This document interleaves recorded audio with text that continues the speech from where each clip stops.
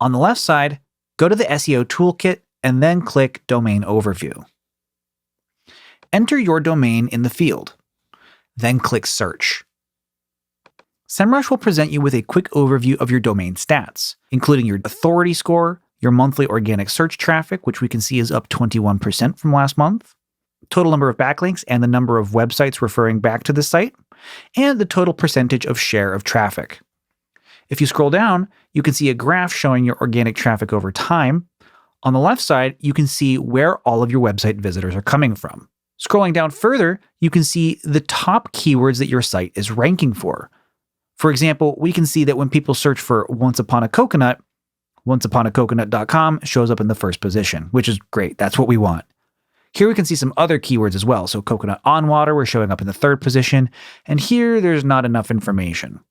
Scrolling down further, we can see the total number of keywords by intent. We'll get into keyword intent in a little bit.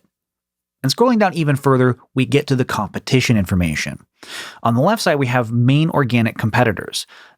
Our list includes 100coconuts.com and a few others.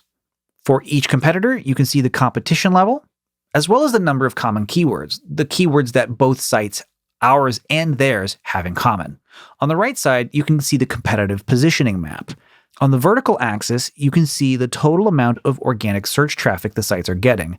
And then on the horizontal axis, you can see the total number of organic keywords these sites have. So Vita Coco has a ton of keywords and a ton of traffic, and Harmless Harvest is the same way. Meanwhile, our other competitors are getting similar traffic and have a similar number of keywords to us.